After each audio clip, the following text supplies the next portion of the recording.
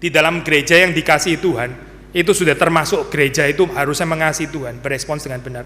Tapi kalau kita bilang gereja yang mengasihi Tuhan, bisa sombong.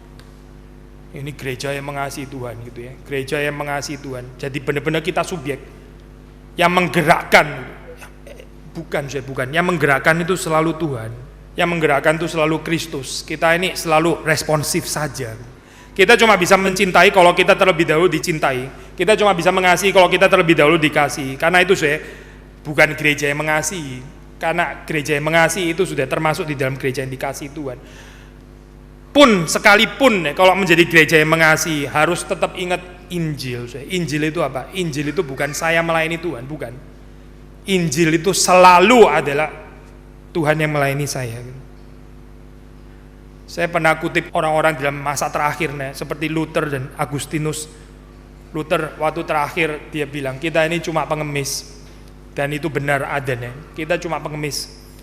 Lalu Agustinus di dalam waktu akhir hidupnya dia merenungkan Mazmur 51, Mazmur pengakuan dosa itu.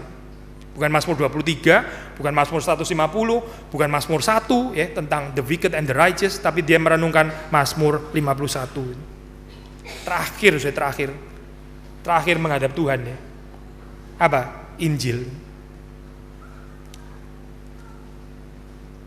Calvert pernah bilang, Calvert yang banyak orang reform merasa dia di dalam pandangan-pandangan tertentu memang kurang ortodoks ya di dalam hal ini ya.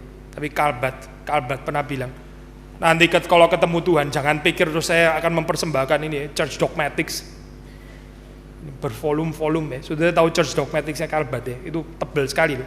Sudah tebal, fontnya kecil-kecil lagi ya, itu super tebal gitu.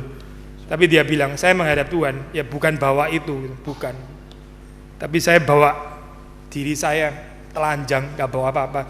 Saya minta Tuhan mengampuni saya. Itu orang-orang yang mengerti cinta kasih Tuhan.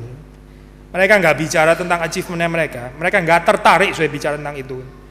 Mereka bicara tentang anugerah Tuhan, mereka bicara tentang kemuliaan Tuhan, mereka bicara tentang cinta kasih Tuhan. Itu yang mereka bicarakan.